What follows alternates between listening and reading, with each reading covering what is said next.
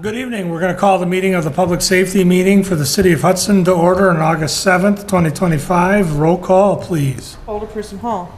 Here. Alderperson Morset. Here. Alderperson Wakefield. Excused. The second part here now is our public comments, and this is where I'll invite you to come to the podium for anything that is not on our agenda. And if it's, we'll put it on our next agenda if it's a topic to be discussed. So you, sirs, please state your name and address for the record. Good afternoon. Thank you for listening to us. My name is Jürgen Weidling. I live on 1709 Starlight Lane. I'm here. I know this is a safety meeting. Randy was gracious enough to give me the time to address basically our concern, which also relates to safety. We live right on the corner of Higgins and Hanley.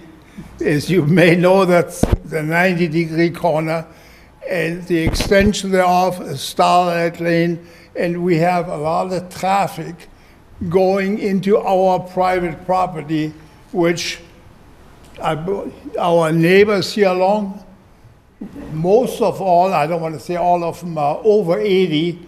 So safety is a little concern when you see cars coming in there, turning around, driving over our flowers. I don't ask you to straighten out our flowers, we do that ourselves, but perhaps you can help us to prevent traffic coming into Starlight Lane. Now, there are some suggestions, and I like to work with perhaps whichever committee would be in charge. Was it Public Works or Police? That'll be our new neighbor. I expect miracles from him to keep all the traffic out of our deal, but I don't know if he can handle that. But so if he can work with somebody that you may designate, that would be best in tune with how to fix our problem. We have some ideas how to do it, but I think with all the powers here, there'll be much better ideas than any one of us could come up with. So I have the utmost faith in the members of Hudson hierarchy, City Council. And in all of this, in my deal, there may be some controversy. There may be 5 reasons why it could not be done. I'm looking for the one reason how we can do it. That's what I'm looking for. And I hope you can help us. That's our idea. Now, this here represents 90%, I can lie, you would know the difference, 95% of the people that live on Starlight Lane. So, if there's some help or somebody after we leave can come to a conclusion who would be best to work with us, we'd be glad to do that and work with it and find a solution. Are there any questions about my looks or how tall I am? I mean, I'm just asking. Keep in mind, with all of this controversy, I like a friendly conversation, not a confrontation. And I think that's the best way to solve problems. Thank you. Appreciate that. Thank you very much. Do anyone else want to speak to the same issue? No?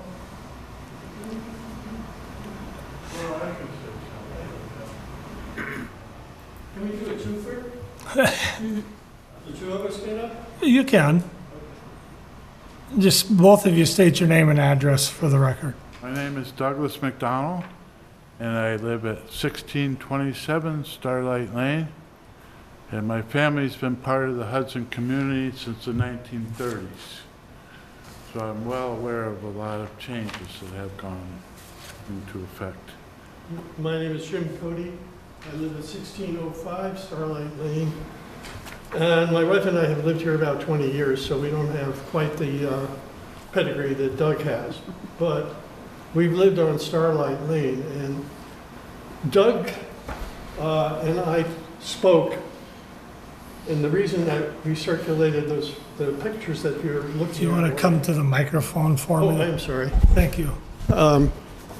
These pictures that you're looking at sort of document our problem that's been in, part of the, I think, ever since the development was built, the planning on it, of the roads in there, it was just a physical conundrum for, I think, for everybody. I know the fire department had issues with it. We have issues with it from a traffic point of view.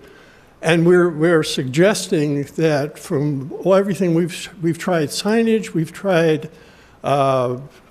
traffic cones. Doug has placed traffic cones in the drive.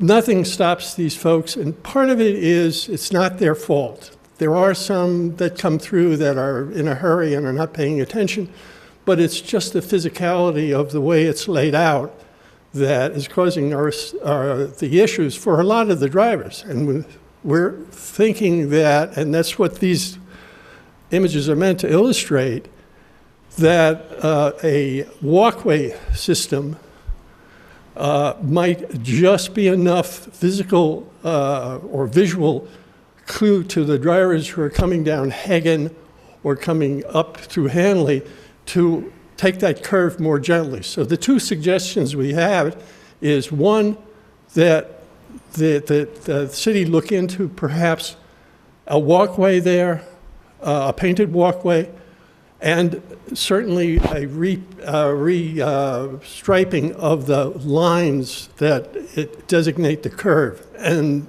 you know, those pictures illustrate that, I think, pretty clearly. So that's kind of where we're coming from. Okay. I think that the safety issue goes further than that, because we have two bus stops that are really close to that intersection. And I've watched people just blow by the buses when they're stopped sign out. So we have a traffic issue, and we have people going way above the speed limit. And then we got people that come into our development, and they're causing property damage and other problems for us.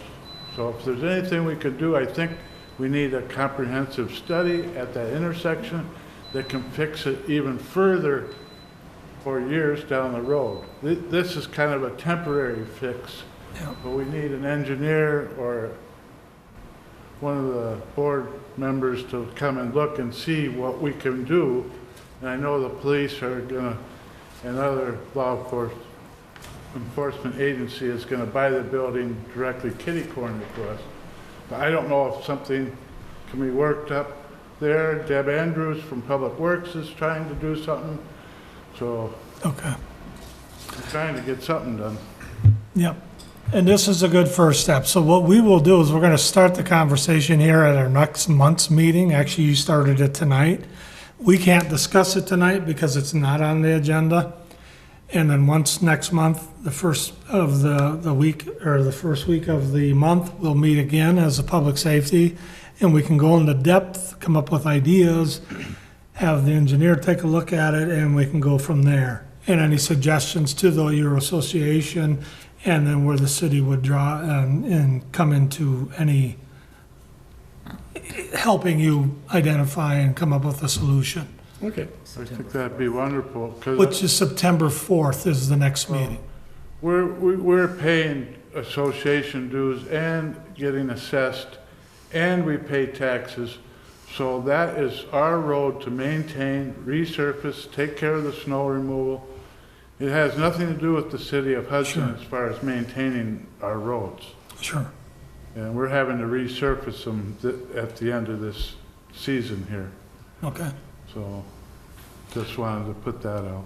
So September 4th is our next meeting in here. Okay, and this will be on the agenda. Yes.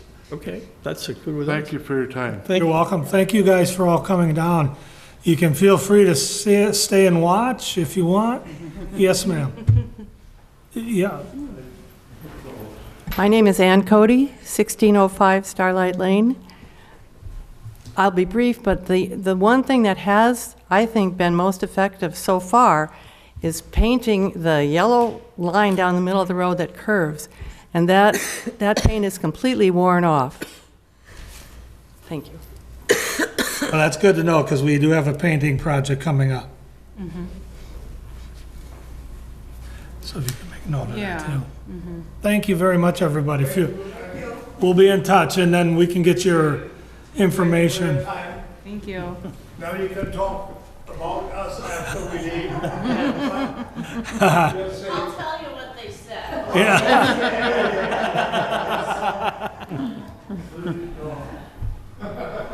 He's funny. It is. Number 4, approval of the June 5th regular meeting minutes. Move to approve. Second, any further discussion or corrections? No, seeing none, all in favor? Aye. All opposed? Minutes are approved. So just, Mary Claire is on a time crunch, so I'd like to move item B ahead of A. Or to the end, is that what? So Mary Claire, if you wanted to say anything, you certainly may, or... Thank you, Chair Morse. We're really excited to bring the Spirit of St. Croix Art Festival back again to Lakefront Park on September 27th and 28th. And so we have a good working relationship with the city and the police department and safety, and so it's gone smoothly, and we plan on that happening again this year, too. So appreciate your continued support. Pretty much same. Same setup, Okay. fenced in, yes. Move to approve. Second. Any further discussion, any concerns, chiefs? No concerns. Okay, all in favor? Aye. All opposed? Motion carries. Thanks for stopping in. Yes, thank you for your continued support, greatly appreciated. You're welcome. 5A, discussion possible action, Ride to End ALZ event. Chief?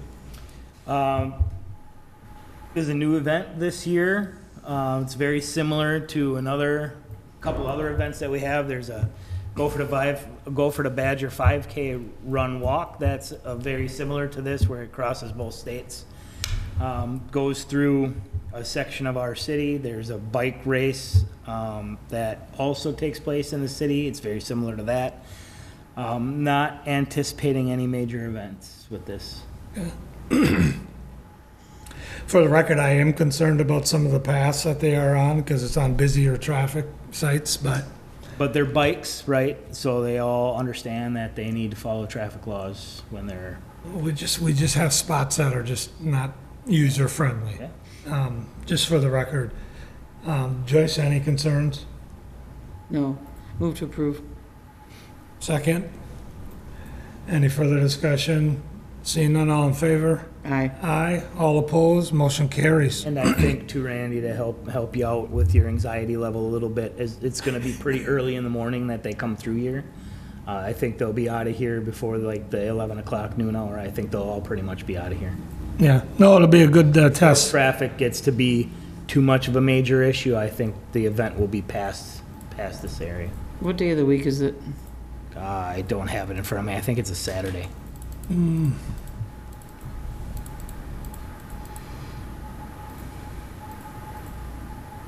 August 24th, so, It's a Sunday, Oh, it's a Sunday. even better. Yeah. yeah, no, that's fine. And it'll be good to see how it plays out, just so we know in the And we'll future. keep an eye on it to see. Put some more eyes on the whole issue of the Higgins Street Bridge and on safety crossing our pedestrians. All right. Did we vote on that? Yeah. Okay. 5C, Traffic Safety Advisory Committee, case review. Yeah, so this one is to go over all the cases we've gotten in our online reporting system since the last time we've met. And there is a follow-up on one item we did previously discuss that we said we would reevaluate again in August. So I'll just go down the list in the spreadsheet, and we can just talk about each one. So the one that is kind of a rediscussion is we had a complaint at Walnut and First talking about eliminating parking stalls on the east side, or let's see, on the east side of First and on either side of Walnut. It's difficult to see when making a turn from Walnut onto First Street. So we talked about just the balancing the importance of parking downtown with safety, and the action last time was just to kind of reevaluate it in August. I did re-look at any crash history. There actually was one additional crash from March at this intersection, and it was related to parked cars. So it wasn't a concern with what the person mentioned, which was a turning issue and visibility. It was actually like a car ran into parked cars, kind of going around that curve. So, I mean, if those parking stalls weren't there, I guess that accident wouldn't have occurred. But also, I think I was gonna check in with Jeff if there was a way to just see how many accidents there are around the downtown related to parking, just in general. I mean, so I don't know if it's really was a specific issue to this intersection versus just kind of a, it just, people hit park. It's just more common in a downtown area to have parking accidents, so. Yeah, it would be, we'd have to analyze each crash in a case-by-case basis. Oh, you So we'd would, have okay. to, yeah, we'd have to go through and look at each report. Okay, I didn't know if you had a, Possible, but it would take some time. yeah, so, Playing a little bit of devil's advocate, I mean, at what point is it the driver's responsibility to maintain control of their vehicle? right. Because if we ever always get complaints about parked vehicles throughout the city, we're gonna take all our parking away. Right, exactly. So I don't wanna start that precedent on that. Yeah, so the fact that there wasn't any pedestrian crashes or any like turning angle crashes, so I don't know if that's what we are looking for with the reevaluation, but that's really all the data I have is just the actual crash that was reported. So really just the total crashes over the 3 years have been let's see, going back to here, oops. And you say right there, it's a few crashes related to parked vehicles, but not the related site distance. Yeah, so pretty much all of them was like a truck was turning and hit a parked vehicle, someone just ran into a parked vehicle. Yeah, so, I would go. prefer to leave it, and we can continue to monitor it. If all of a sudden we start getting data on crashes over and over again, then we'll take a look at it. But I just don't want to start that precedent of pulling parking spots when it's personal responsibility to maintain control of your vehicle at all times. yeah, and as we did kind of discuss last time that to really, just eliminating one wouldn't necessarily help either because Right. of the curve in the road, so to lose like 4 parking spots is quite a bit. Yeah, we'd be talking So- about removing all those parking spots up Yeah. to the Gagnon lot there. Yeah. So collectively, the traffic committee would suggest what? I think we didn't discuss this one additional crash, I guess, and I think we were open, and so I think knowing the importance of the parking, we'd probably suggest just leaving it as is. Yeah, I think my recollection of that conversation was if you wanted to do something, you would have to essentially remove those 4 parking spaces. But if you didn't want to do anything, I don't think the data suggests that there's a major problem. Okay. Okay. Next item. All right. Okay, so this one is, Mayor and Industrial, so kind of near that new South Point development. No signage at a crosswalk, very busy intersection. Please consider adding high visibility signage as there are many young families in the area. There is a marked crosswalk in place without a sign, and just kind of discussing it with Public Works. We do plan to extend a trail down Industrial in the future. It's in our bike ped plan, and so we just talked about at that time when there's no side, there is a ped ramp on the other side, but there's no sidewalk, so we figured we would put that in more when we actually did the construction of the trail in the future. So wait, Yeah. okay. Next item.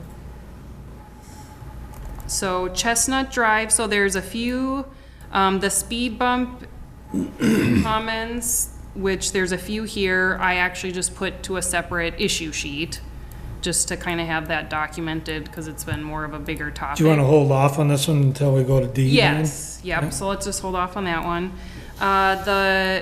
The vine and spruce, so this one is about the raised island. This one had kind of been already gone to council, so we are removing the raised island at that spruce and vine intersection and restriping the turn lane to hopefully solve all the concerns that the residents had there. So not much to discuss there. That's already kind of been approved and the project is moving forward. Grandview Drive and Grandview Way. So there is a pine tree at the southwest corner, basically blocking the intersection for drivers viewing pedestrians.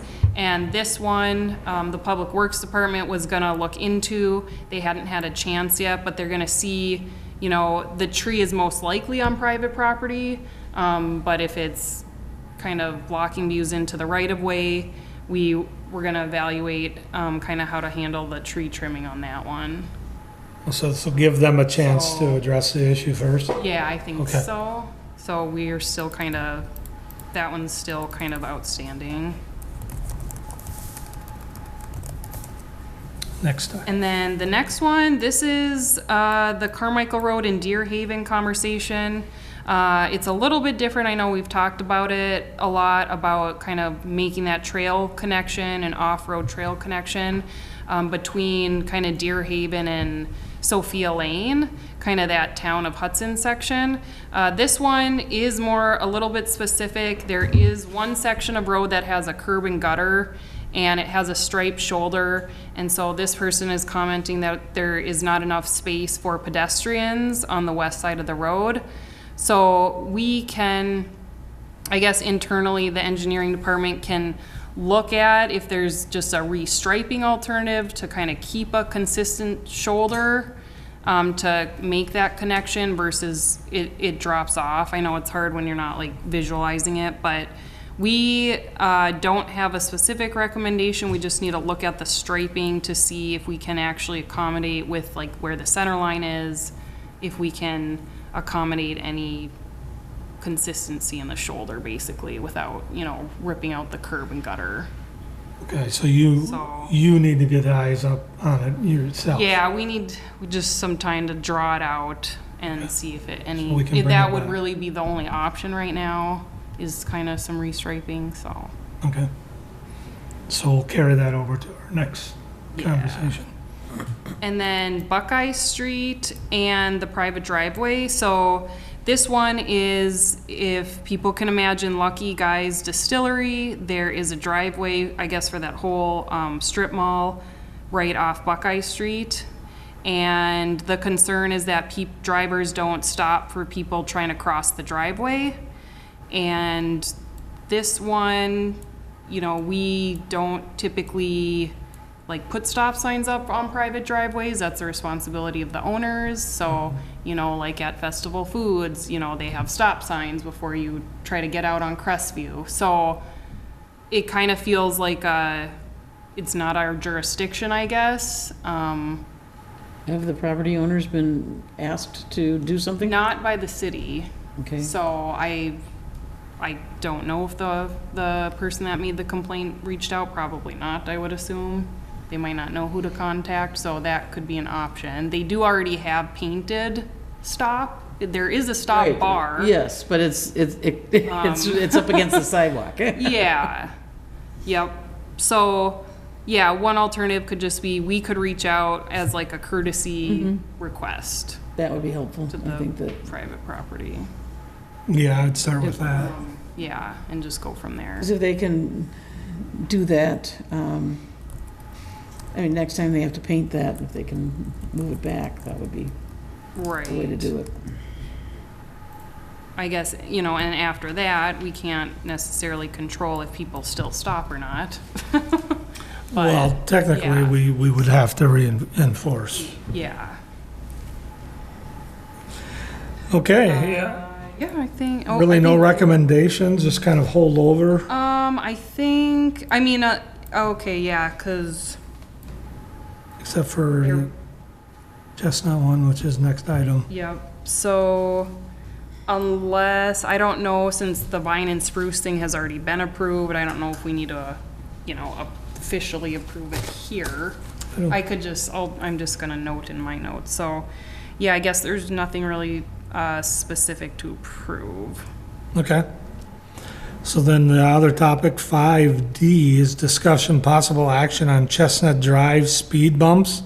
And I'd like to make sure we introduce Tim Hall's letter to the record that was received. I'll send it to you.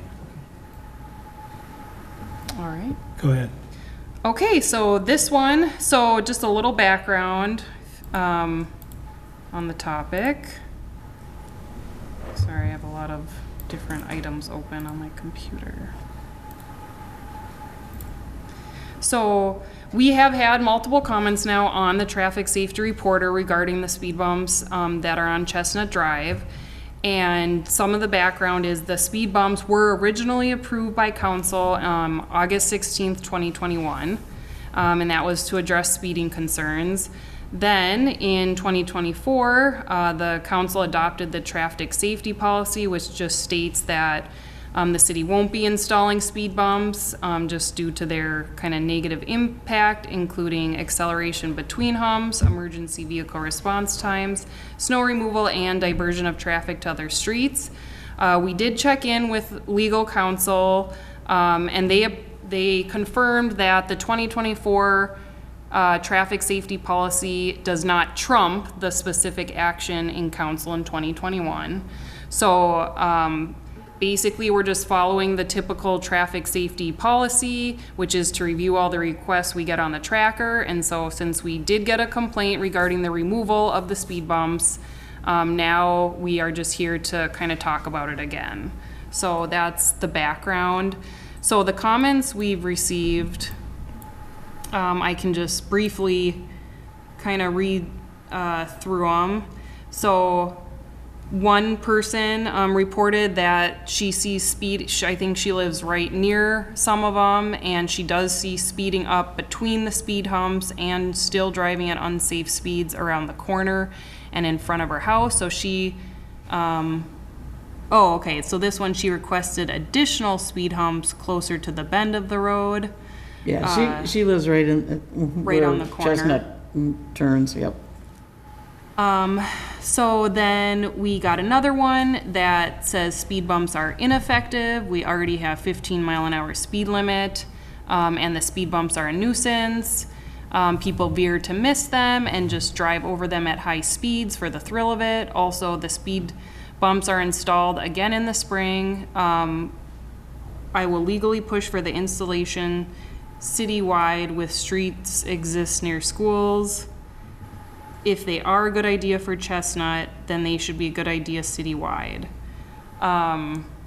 So that's kind of one against it. And then another one, it was, I think, similar household, but it was the speed bumps on Chestnut are ineffective in slowing down traffic. They may encourage erratic driving by people. They are installed 2 months mostly while school is not in session, so I won't read through the rest of it. We get a lot of passionate responses on this one, so these are the longer comments entered. They either love them or they hate them. Yeah, exactly. The people who have kids love them. Yeah, so then another one says speeding is out of control. It's not kids either. Buses are some of the worst, which we have talked about that before. We've tried reaching out to the bus company, things like that. So that one, this person is saying it's mostly adults and not kids that are flying down the street. And so this one's for the speed humps. And then another one, people speeding on Chestnut are regularly exceeding the speed. And please install the speed humps as they work well. So let's see, was that? Yes, so those are all of them. So clearly we have some for, some against. I almost want to say from a few different households, because these are almost like, it's like 3 different houses. So I think obviously they are controversial. There could be some other things we look at. I think for when we've discussed it at I guess the biggest concern from Public Works side is just the, labor of having to install and take them out every year. And so we kind of felt like we wanted to leave it up to you guys as they're kind of grandfathered in. And we were kind of feeling we could go either way with it. So I think Public Works would prefer not to have them, but then we would probably need to look into other options, like we could potentially stripe it. I know the biggest concern is pedestrian safety, it feels like, with kids, and it's near the school. So it is unfortunate that the corridor doesn't have sidewalk on it. There's the I biggest think issue, that- yes. Yeah, that's the biggest issue, and we just really, we could install sidewalk, but then we also get a ton of pushback because people don't then want to shovel the sidewalk, and then our special assessment policy puts 100% of the initial installation on the homeowners. So we kind of sometimes feel like we're in a little tough spot with that as well. And I did apply for one round of a grant on here. We didn't get it. So we can continue to look at that as well, or look into other options, so. What alternatives have we ever, we kind of went through the whole gamut, and this was kind of a last-minute resort to put these in. I'm not in favor of speed bumps either, but I capitulated on this because, basically because of the buses that were going so doggone fast. Right. And we're getting nowhere with the company. Right. Well, and there aren't alternatives right now that work. We've got a wide open street with no park, nobody's parking, there's parking's allowed there, but very few Right. people park there. Right. And so it just is asking for fast speeds. Yeah, it is kind of like Laurel Avenue, so just up on the hill. We added the striping. Before there wasn't striping, there wasn't a ton of people that park on Laurel Avenue either, kind of between 11th and the hill. And just me personally and Maverick, the other engineering staff, we added the stripe. So we have the center line stripe with the shoulder striping. And we have received comments from people that were happy about it because it kind of provides, it's not officially like marked as a pedestrian way, but it kind of makes you. Well, that white stripe. Yeah, that white stripe. Tucked in, right, makes it feel like you're not Yeah. supposed to drive over there. Right. So that is kind of in my head, my alternative, that hasn't been obviously done yet. So that to me is kind of the easiest, cheapest option. And, you do have to then maintain the striping, but, the cost, it's fairly easy to restripe versus, putting in and out the speed bumps, so. Well, we have them, we've already paid for the speed humps. Right, so, yep, yeah. I am in favor of continuing to use them. Unfortunately, during the winter, they aren't even in there, so then. Right, They aren't effective year-round. right. But at least we've got something in, at least during the late spring and summer and early fall. Do you see a big issue in the summertime as much as you do during the school year? Yes. Because to me, it stands to reason, right, that if you're seeing an issue in the summertime, that's local traffic. as Well, a lot of it opposed is the delivery trucks. to- Oh, Well, they're bad everywhere. Yeah. The other easy but not cheap option is the speed display signs. So that's another pretty easy one to implement and really no maintenance once you get it installed. But those were running like $3,500 to $1,000 or to $5,000 for one of them.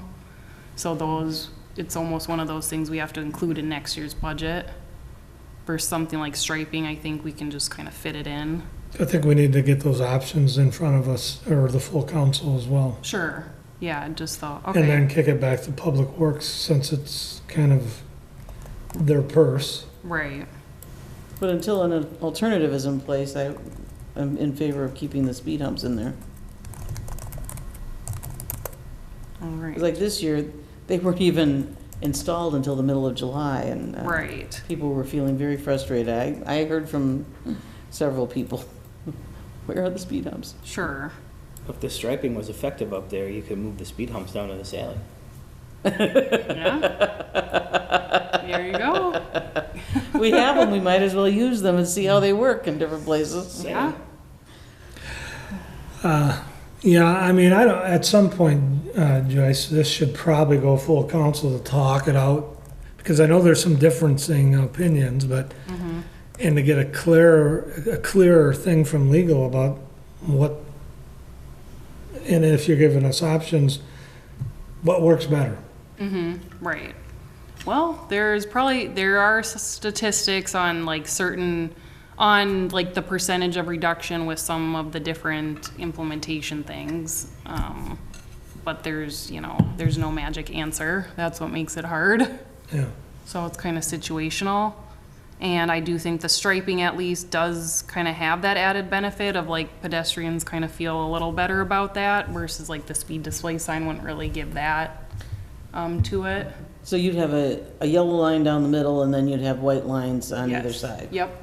I think if we explore those options, get some cost estimates. Yeah, and it'd be maybe easy a to cost. change order on the paint if Yeah. it's too late, or, It's not, they were I'll have to double check, they might be coming in next week, but I don't know if they would necessarily finish up, and that's the full schedule, so if we get something on the 18th, it's a potential it could be added to the project, and I think we should so. have full council talk. Okay.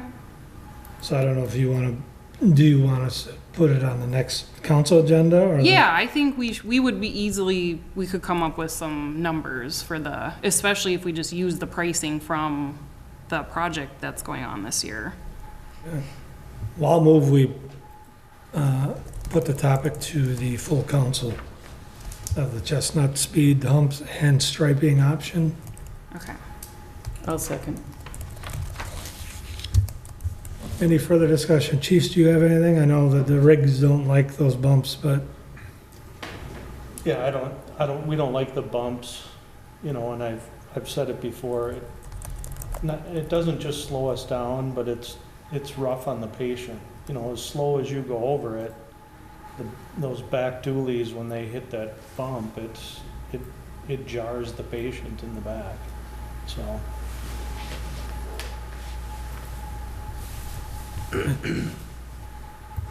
anything? All in favor of full council? Aye. All opposed? Motion carries. Thank you, Aaron. Aaron, unless you want to stay and enjoy the rest of the meeting, you certainly can leave if you so desire. I mean, Not much left. what other, Yeah. they have riveting reports. Just Right. the fun stuff. I mean, it is interesting. So number 6, informational items. We don't have any. So number 7, we'll start with EMS. John, thank you. I gave you June monthly report and July monthly report. I don't really have a lot to say on these reports unless you guys have any questions. Front and back. Backside has the response times, both fractile and average response time. I will comment on May's meeting. When I was here in May, I had reported that I had seen a trend in our response times creeping up, and I wasn't really sure what the cause of that was. So I've done a lot of digging into our data. I'm not finding a lot of reasons why that would be. I did print off July's report just to kind of give you some examples of, what I'm looking at. So when I see our response times creeping up, one of the first things that comes to mind is our trucks are coming from further away, and that's going to add to your response time. So in the month of July, June's numbers were pretty good. Was pretty average for us in the 8-minute fractile response time. June creeped up again, and our call volumes were less than they were in June. But in July, we only had seven times of the 163 times that we responded outside of the city of Hudson. 3 of those were ambulances came from the Stillwater base. So usually when that happens, it's back-to-back calls here, a truck's leaving to come over here to cover, and they get a call. One responded from downtown Bayport, and then we had one that responded from Highway 36 and Hilton Trail. That's really our max distance that we want an ambulance. If we're beyond that, we're gonna try someone else first. We'll keep going, but hopefully someone else can get there first. So that really is not the issue. Because then when I look at, of those calls, I look at the response times, and they're still, from the Stillwater base, we're still getting into the city of Hudson on those calls in 9 minutes, 8 minutes. So that's not the issue.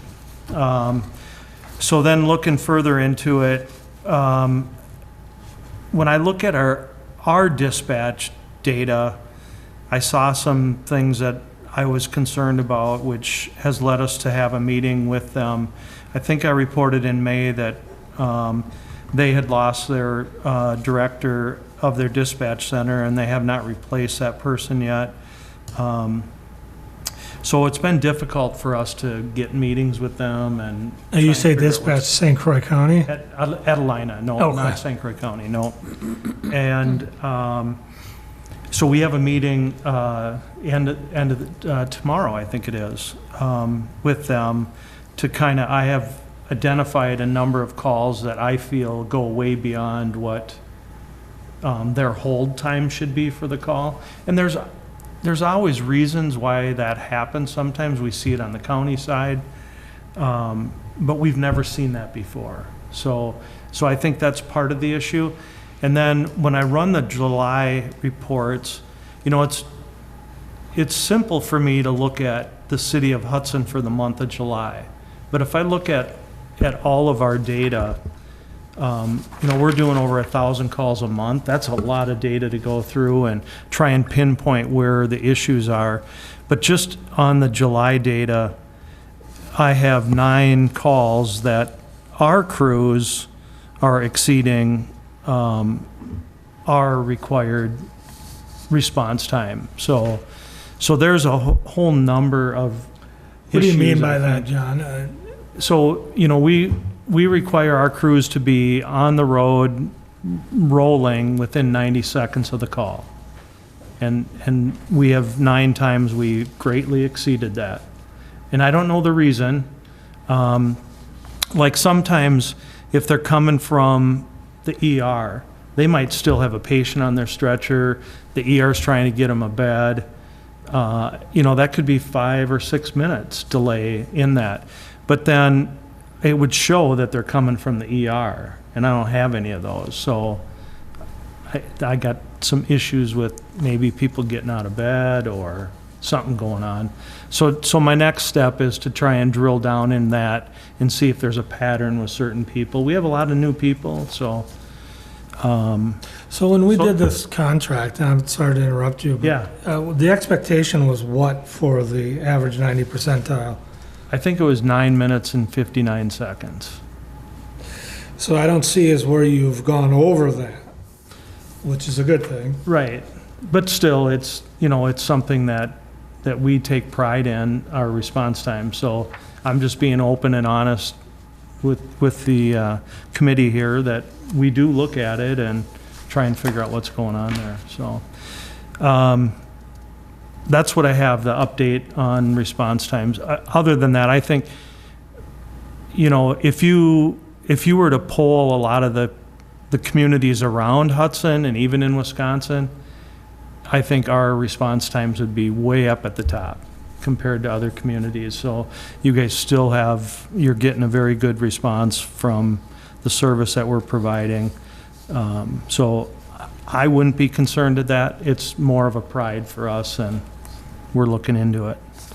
The other thing I wanted to follow up on was the CAD to CAD, the project that never ends. So I talked to Terry Anderson today to get a follow-up on that. It sounds like everything's complete. They're gonna be doing some more testing here in the month of August. September, they have a go-live date of end of September or October. One of the holdups is Alina needs to do an upgrade, a major upgrade to their system before they can go live with it. That's scheduled to happen at the end of August, so it keeps going. Wasn't we predicated doing this because Alina wanted it so bad and now they don't have the equipment? Right, well. We do? Yeah, I can't speak for their technology that they Don't want have. you to. But as we all know, the technology changes so quick. You know, I think in the beginning, Alina had a much higher quality system than the county, and then that shifted, you know, just with the way upgrades happen. So I'm not in a position to comment on how they, you know, what their systems are, but Okay. hopefully there's light at the end of the tunnel on this. Yeah, But- 'cause continue to we keep want it- us.